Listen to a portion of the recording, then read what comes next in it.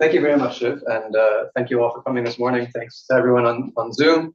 Let me just start my own timer as well. And let me also share this. No, just click on the back. I think it's okay. You sure? Yeah, behind it you have your slideshow. Fair enough. Behind this whole screen. You see that? Yes. No, but that won't be shared to people watching at home. So I need him to share this. Yeah, so please go ahead and share. Yeah.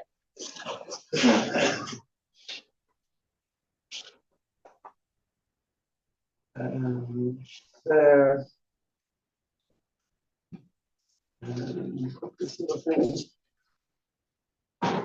Okay, great.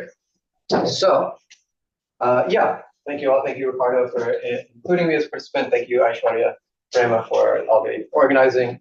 And so I'll just say that my title gives a basic plan for what I want to talk about today. I first want to consider arguments by Maheśvara, actually, for a kind of Buddhist panpsychism, or micropsychism, as the case may be. And then I'll consider ultimately interesting arguments that I derive from Buddha for why either Buddhist or perhaps any kind of constitutive micropsychism can't ultimately work, drawing upon the phenomenon of memory, looking at how memory works, episodic memory works. We actually get arguments for why micropsychism might not be tenable. And then towards the tail end, I'll try to explain how the phenomenon of memory actually is one source of evidence for our ultimate identity with the Supreme Lord Maheśvara, and how memory illustrates what Maheśvara is ultimately, a unity or unifying synthesis of all consciousness, our own included. So let me just proceed. So it says panpsychism up there.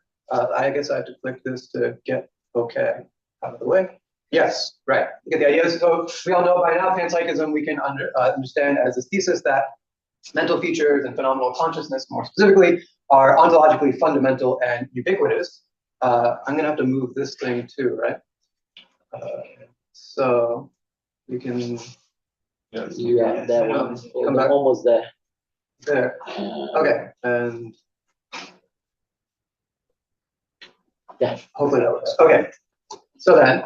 And we've been talking a lot about cosmopsychism. I wanted to consider perhaps what's a more popular contemporary version of panpsychism, that of constitutive micropsychism, which basically claims that we all have, as conscious subjects, some macroscopic or introspectable unitary experience, but that those composite experiences, they aren't fundamental. They don't belong at a level of fundamental ontology. Instead, they're all constituted by so-called microscopic and perhaps non-introspectable experiences belonging to fundamental entities, whatever you posit those to be. Those could be for some panpsychists, subatomic particles. Okay, so that's constitutive micropsychism. And let's click there. Okay, and of course there's a well-known problem for constitutive micropsychism, the combination problem. So very simply, combination problem is this: how can many microphenomenal states, sort of micro-phenomenal atoms, combine to form one macro-phenomenal experience of the sort that I seem to have, the sort that you seem to have, right? And as it turns out, there are three combination problems, sort of three iterations of that same basic problem. There's what we can call a quality combination problem. So how is it that if microphenomenal states have qualitative characters, of qualitative phenomenal features, those features, right? The subatomic particle has phenomenal consciousness. How do those how does that subatomic phenomenality account for the kinds of qualitative features that my experience has? So if I feel anxious or if you feel bored, is it the case that all the subatomic particles constituting your experience themselves feel anxious or bored? Seems a bit implausible. So how do these qualities sum up or to constitute the quality of the single macro experience?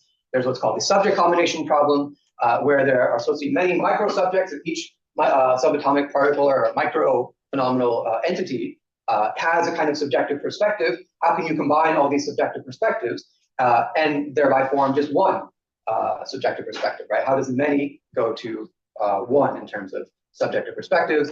And then there's what's called structural combination problem.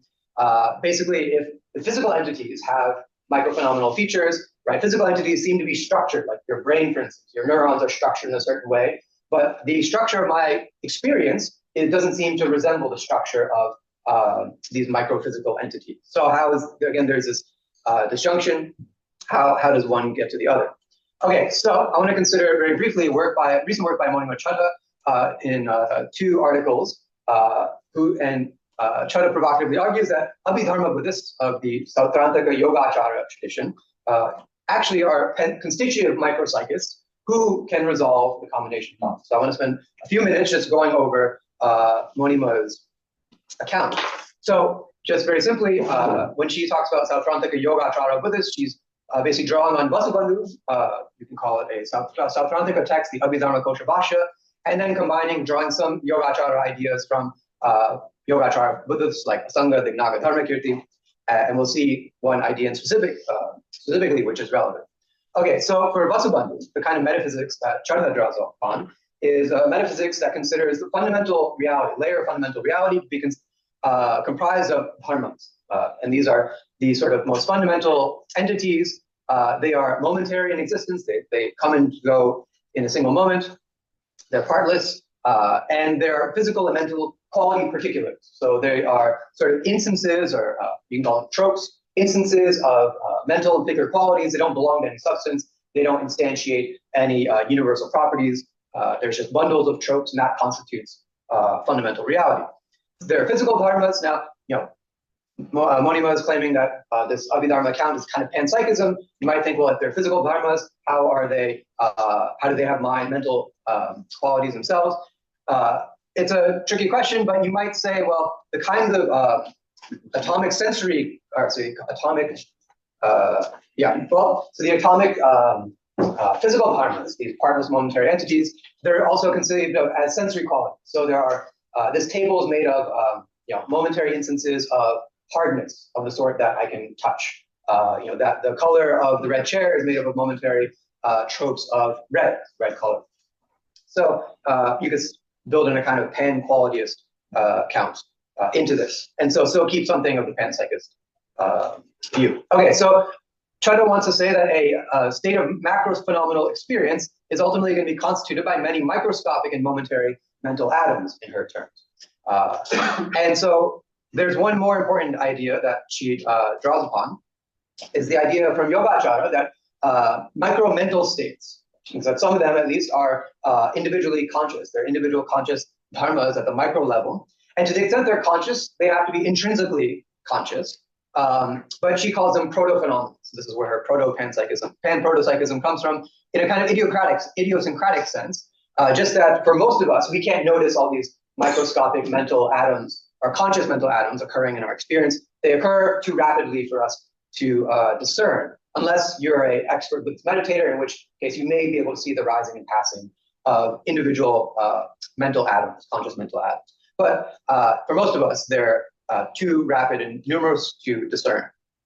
But leaving that aside, what Chadha also mentions is that a conscious mental state, whether ultimately micro or macro, has to be intrinsically conscious, where that amounts to it's being reflexively aware. This is the Yogacara Buddhist tenet that awareness is self-aware, reflexively so, not dependent on any other mental state to be so aware. So she says reflexivity is the very nature of consciousness, and if there are individual conscious dharmas as well as macro conscious perspectives or experiences, then they should all be intrinsically conscious and reflexively so. Okay, so Swasamvedana is going to be the sort of main focus of what my talk to follow. But just to say a bit more about why she brings it up, why she draws it into her account of Abhidharma micropsychism, well, by invoking Swasamvedana, she can explain how many micro-mental atoms or mental states are synchronically unified into a single intrinsically conscious macro experience. Somehow, all these things put together, they sort of collectively take on a reflexively aware, they sort of appear within a reflexively aware macro state, which is all unified. You don't need a individual self or substratum to bear these mental states. They're all sort of phenomenologically unified through their reflexive awareness of themselves, I guess. And so this avoids, typical Abhidharma anti-realism about composite wholes. So Abhidharma Buddhists are going to say that tables, chairs, any composite entity is fundamentally fictional or can be reduced to more fundamental parts. But Chada wants to say that macro experiences are not so reducible. So what keeps them from being reducible is that they are all unitary in virtue of their being reflexively aware as under one single experience. And then finally, Swasambhedana gives mental states a kind of first personal subjective character without having to be owned by a first personal substantial subject. So this is in keeping with the Buddhist attitude. We can explain how there are macro experiences without referencing any substantial subject that owns those experiences. So finally, the upshot of Chada's account, in short, is that this constitutive micropsychism in the Buddhist vein can address all these combination problems. So quality combination problem, right? There's no such problem because the qualities of whatever micro-phenomenal dharmas are, and there are many enumerated by the Buddhists, those just constitute the qualities of a single synchronically unified macro experience. So there are instances of attention, of intention, volition, desire, awareness, and so on. These are all bound together. These individual constituents themselves contribute their phenomenal character to a macro experience. And so there's no quality combination problem. The subject combination problem is not a problem because Chada tries to say that these microphenomenal dharmas are themselves subjectless. They don't belong to a subject.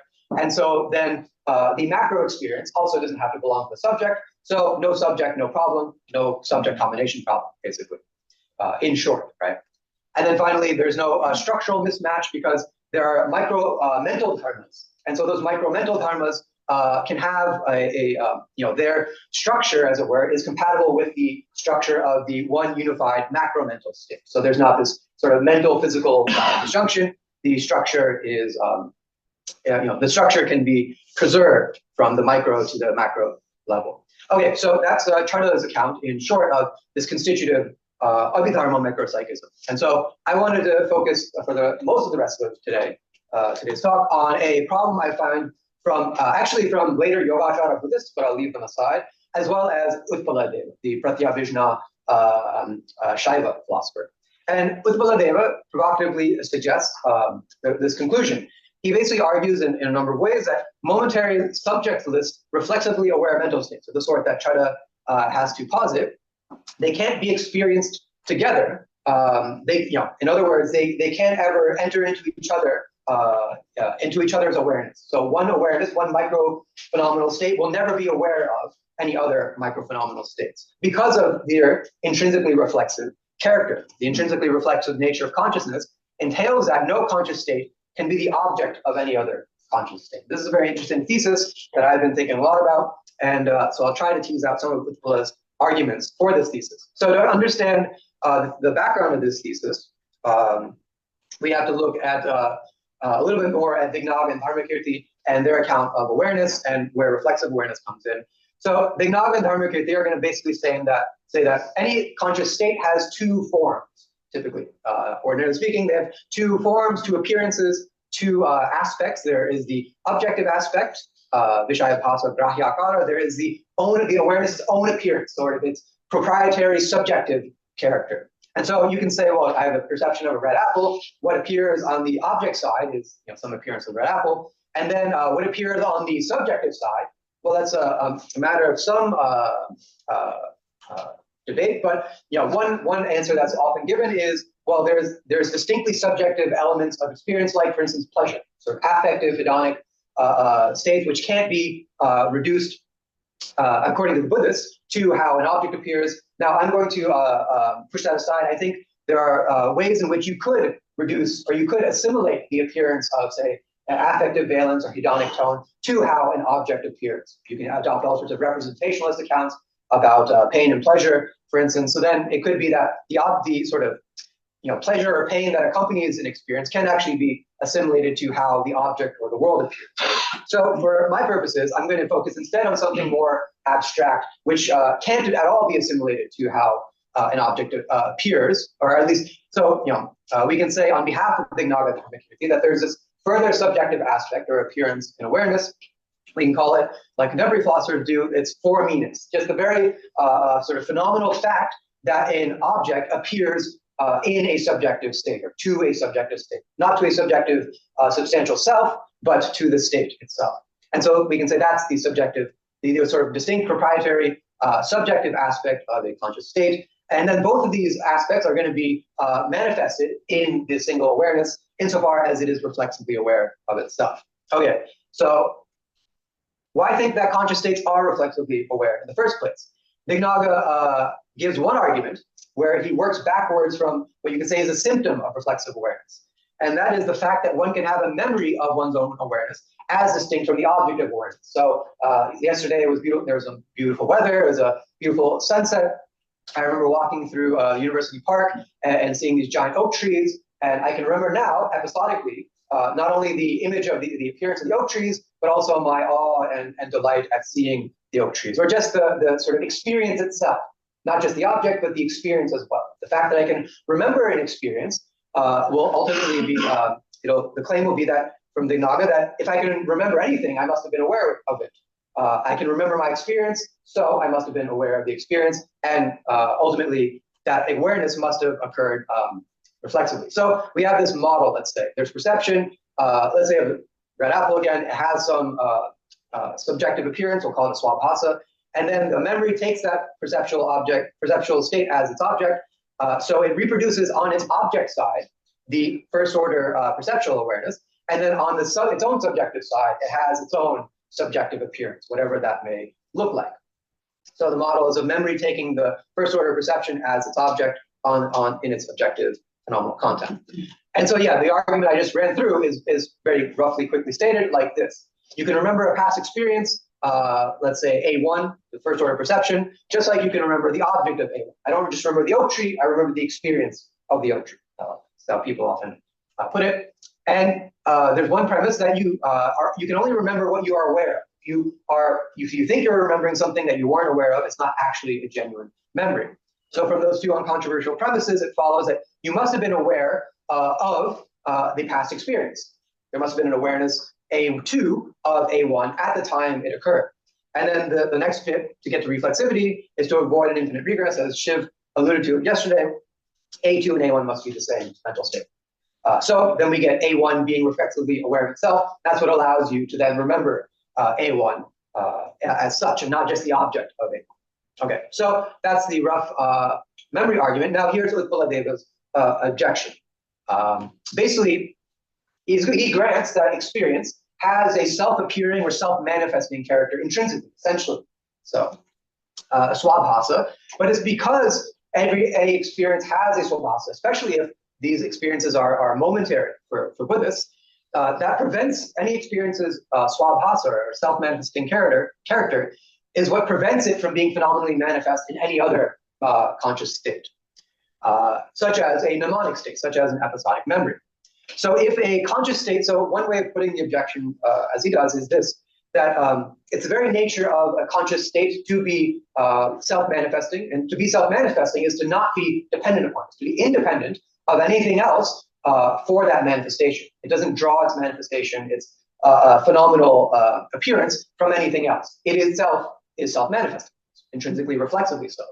So if a perception depended upon a memory to be phenomenally manifest, then this perception wouldn't be intrinsically self-manifest. It would, which would violate this basic premise shared by the Buddhists and Utpala, that all consciousness is intrinsically manifest. What would result is that the perception, if we'll get to the next slide. Oh, sorry. Okay, good. Yeah. So what would result is that this perception would become an unconscious, insentient object, which would violate both the Buddhist and Utpala's premises. Okay, so you might ask, well, why can't a perception be the object of a memory, but the perception still has its own intrinsic character sort of presented in the memory, intrinsically reflexive phenomenal character presented in the memory, right? After all, self-manifesting conscious states for Utpala, they can manifest insentient objects. So the apple, the phone, the water bottle, these are insentient, unconscious external objects. They can show up in an awareness. Why can't a phenomenally manifest mental state also show up in awareness? It should be even easier to manifest what's already phenomenally manifest. And the reason why is this. One reason drawn from Utpala is that we have this basic assumption from Buddhists that something is an object of an awareness state only if that awareness state phenomenally resembles that object in some respects, not fully, otherwise it would be the exact same thing, but there should be some conformity or resemblance or shared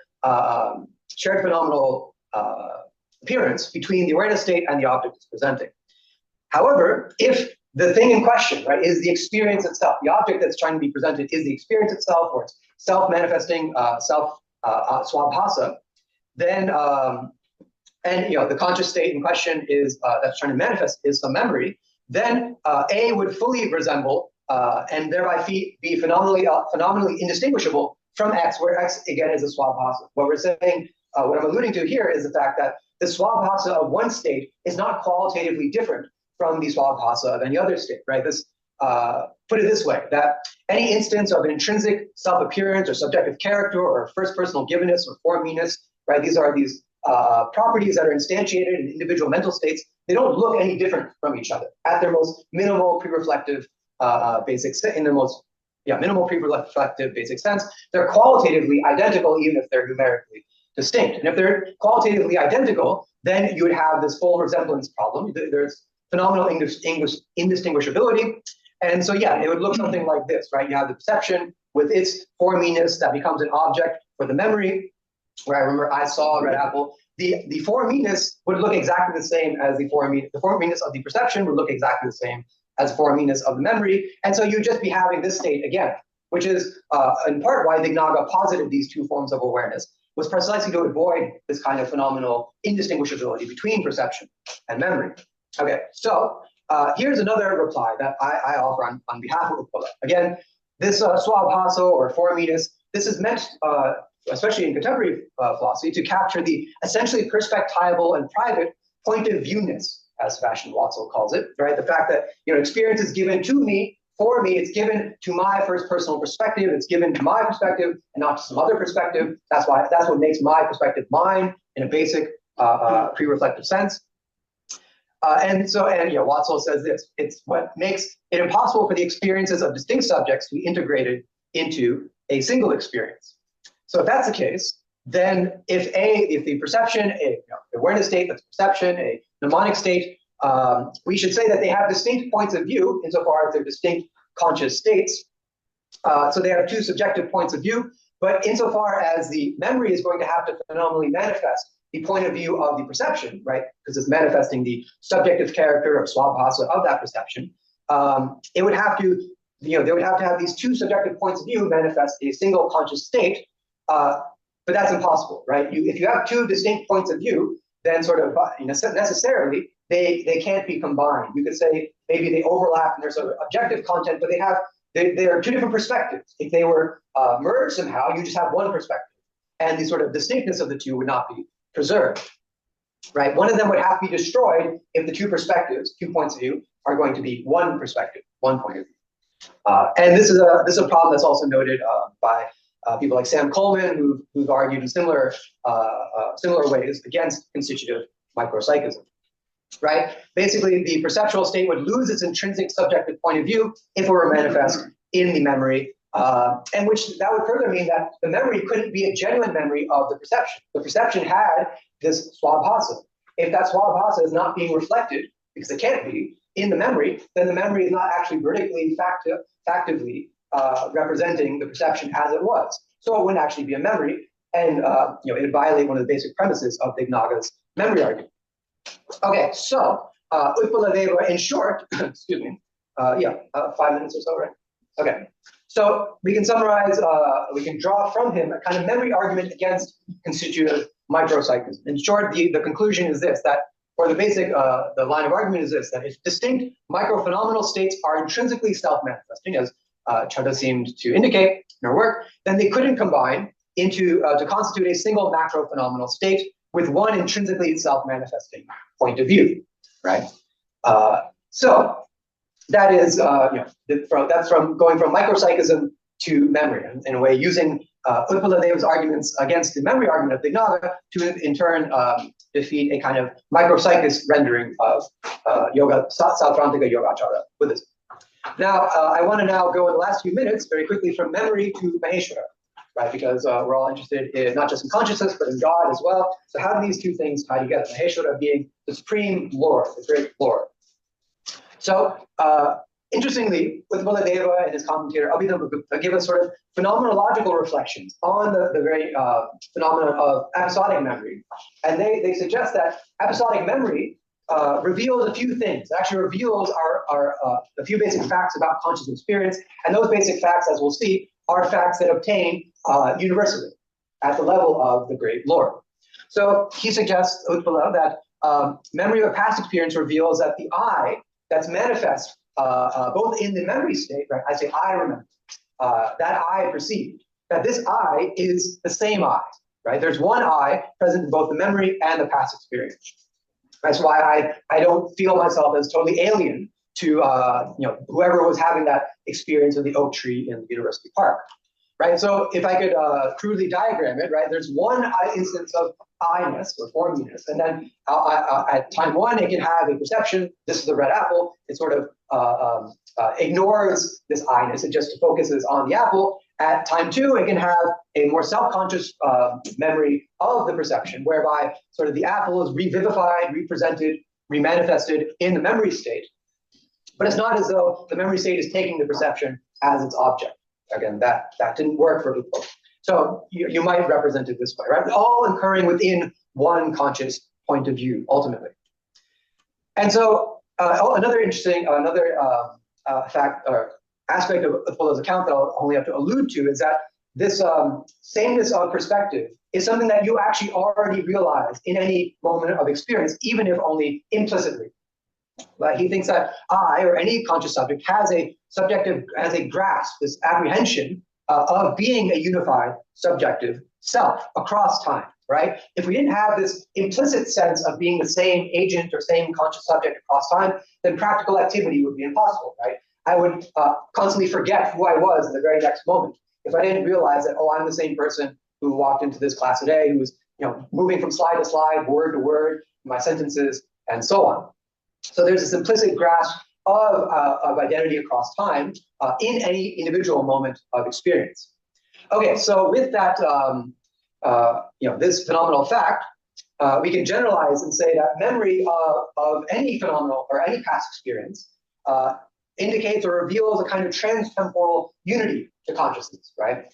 That there is a subjective perspective that exists beyond just the individual moments of the perception or the memory. This, for Utpaladeva, is the self, this self-manifesting subject perspective that persists throughout all experiences. A couple of minutes. And interestingly, this self, Utpala thinks, it's evident that it transcends the bounds of these individual temporally distinct experiences. I have perception at time one, memory at time two. The self is the same throughout. It's not limited in the same way that these discrete, distinct experiences are temporally limited. So there's this trans-temporal unity, I would call it, and then also, very more provocatively, there's a fundamental freedom of the self that's revealed even in the act of memory. It's especially revealed in acts of imagination, according to Utpala and Abhidhamma. Basically, the self, as revealed in memory, is free from, again, these temporal limitations and diversity. So, it's not bounded by the past experience or the present experience, the future experience. It persists across or transcends those temporal boundaries. And also, it's free to assume the diversity of manifold phenomenal forms that we experience, right? So, there's, I remember the past oak tree, I remember something from 30 years ago that doesn't exist anymore. I can have the experience in my consciousness without depending upon the thing being there. So, Utpala basically suggests that consciousness or conscious self has this freedom to transcend across past, present, and future in taking on and manifesting for itself all sorts of diverse phenomenal forms, especially evident even in memory. So just last slide, I believe. So the Lord, then, how do we get from this individual conscious self with this temporal unity and freedom to the Lord? I think a quick, easy way of thinking about how these are related is that for Utpaladeva, the Lord just is a single self-manifesting subject perspective with these qualities, you can call it the supreme self, with these qualities of transtemporal unity and freedom, but writ large, sort of quantifying over all limited conscious perspective. So, whenever you notice through your own experience this unity and freedom, you're actually noticing the very unity and freedom of the Lord, of a single conscious perspective. Again, we can't build up conscious perspectives in their discreteness to constitute one larger perspective. So instead, we might think of just any instance of phenomenal consciousness, of subjectively self-manifesting consciousness as being just that Lord viewing itself in one way or another. And the Lord has this unity and freedom again, overline. Absolutely, right? Everything, to the extent that we didn't get to talk about with Baladeva's idealism, there is no actually insentient physical non-mental world. So everything that exists then is everything that manifests, and everything that manifests is in a subjective conscious perspective, self-manifesting perspective. That is just the Lord, in short.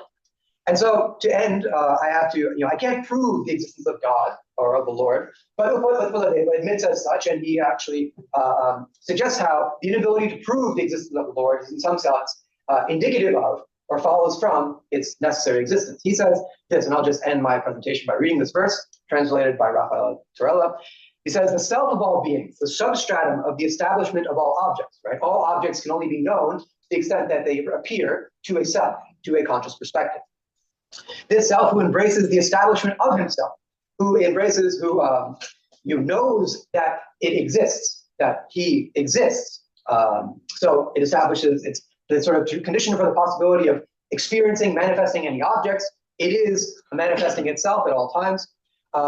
Since otherwise it would be impossible to establish all the various objects, right? If there's no self-manifesting perspective, there would be no objects to manifest or show up in phenomenal awareness at all. This self, which is self-luminous, whose nature is uniquely that of a cognizer, who is formally established, i.e. who's always sort of a priori established, ancient, I can explain what that might mean. This self possesses knowledge and action. Any sort of knowledge, any sort of cognition, awareness, any sort of agency that you possess is actually just a power of this supreme self. Sovereignty or freedom, Aishwarya, is established through inner awareness, through swasambhedi, through reflexive awareness. Therefore, only the foolish strive to establish or deny the Lord. So with that, I will stop being foolish and thank you for your attention.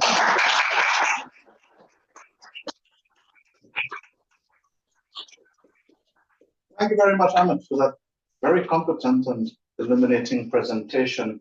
We've got about 12 minutes for questions and answers. So any questions from the room first, please?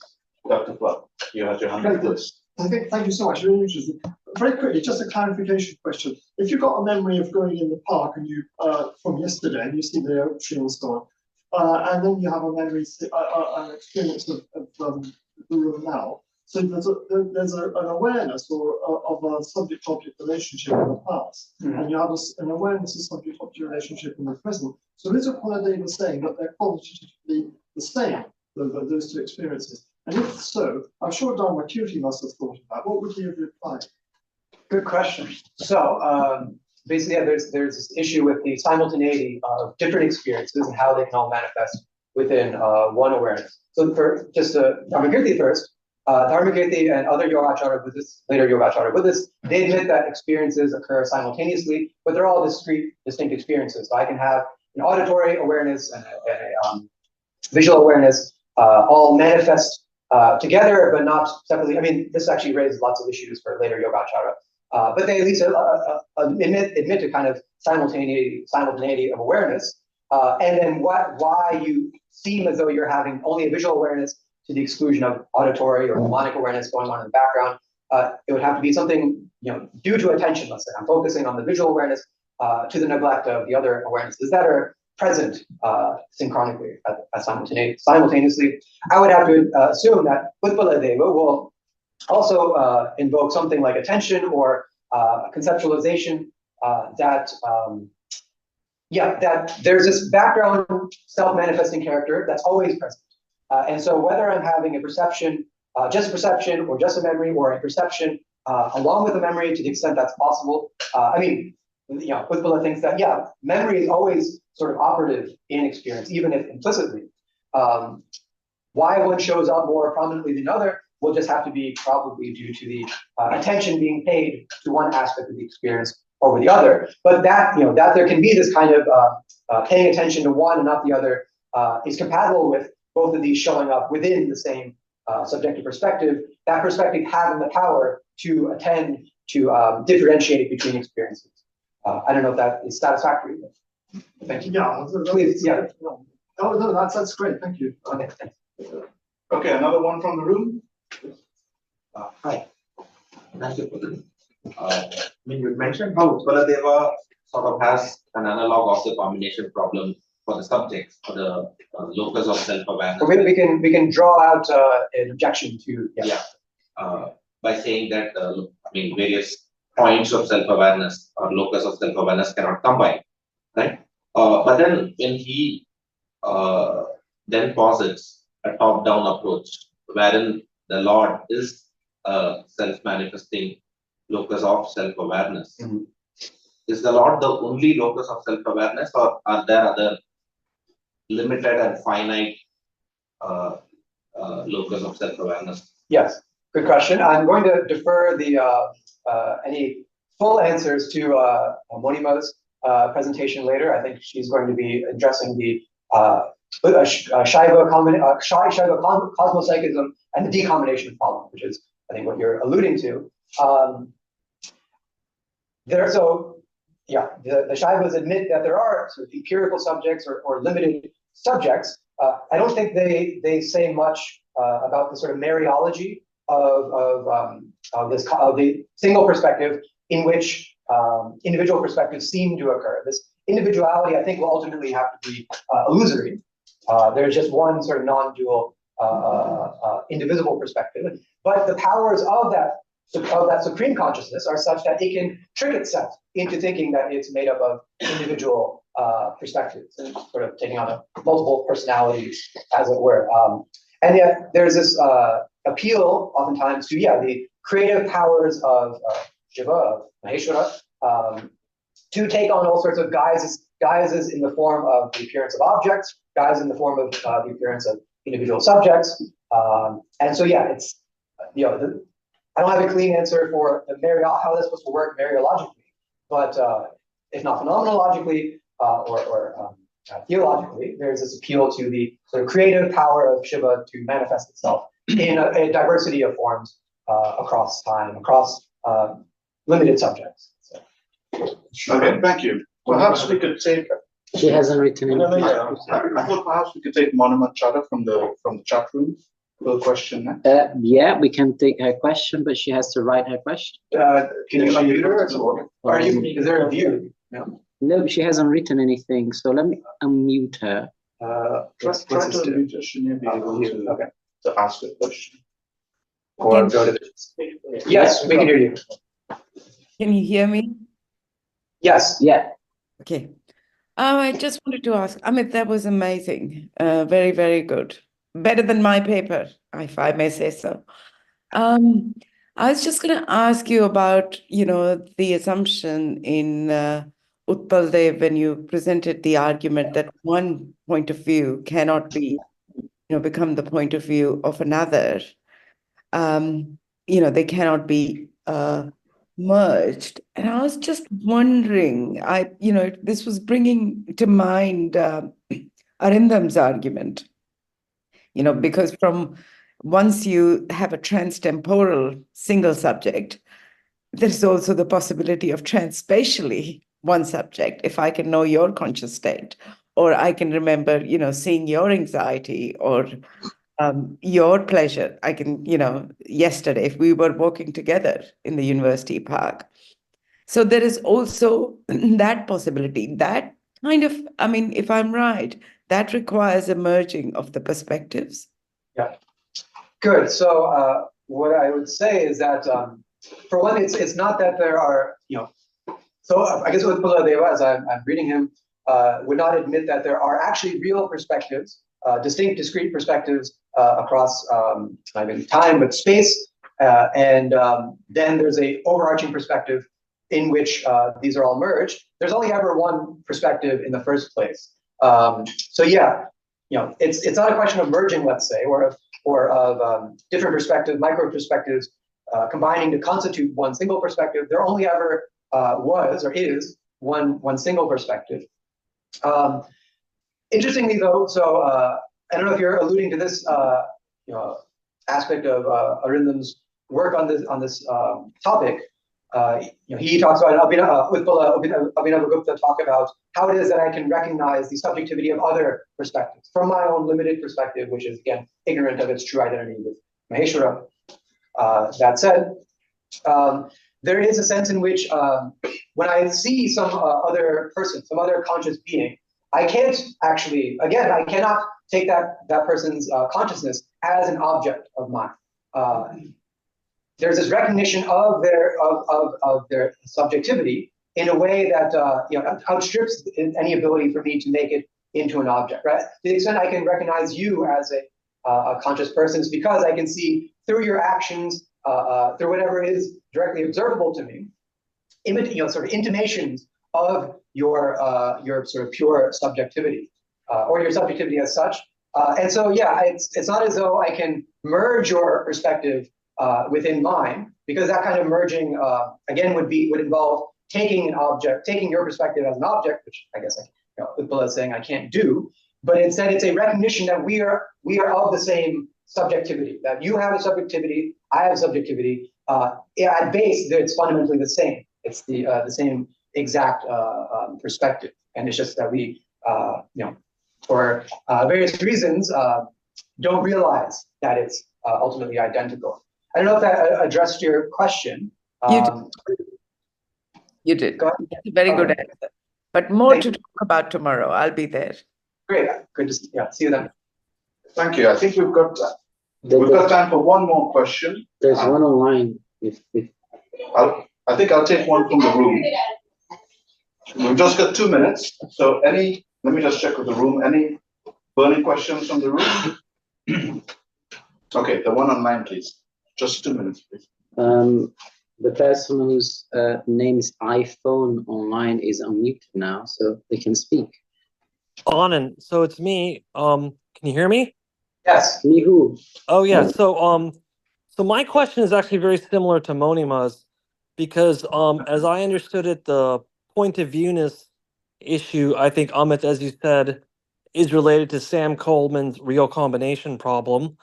And so in the analytical terrain, Hedda Mork has responded with a view called the fusion view, under which an assumption of the Coleman version of the problem is that there can't be a fusion of points of view because that jettisons the preservation of the point of view.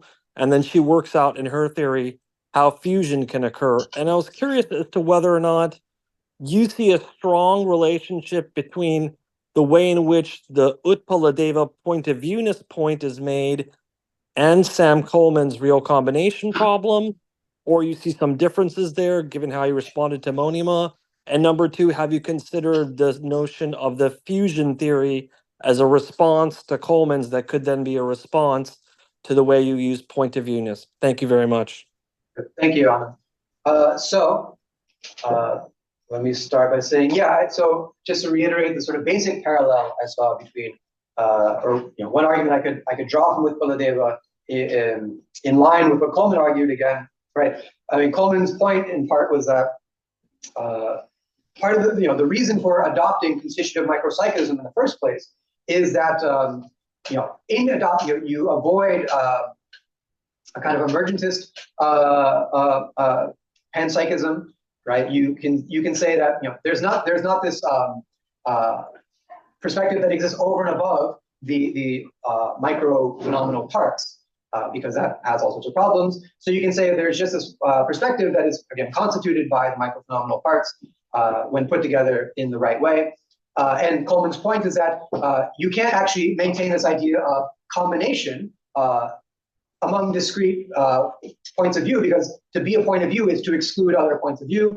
And so this idea of combination or aggregation would fall apart if one point of view had to merge or fuse with another point of view, right? You just lose the very idea of constitution constitution by discrete, distinct microphysical perspectives. And so, yeah, that's what I took to be compatible with Baladeva's argument. As for phenomenal fusion, I need to think more about it as to why that would have extra argumentative weight or appeal beyond, in what sense is that still maintaining a kind of micropsychism? Yeah, but I have to think more about that. So I'll have to end here. Thank you very much, Amit. Thank you.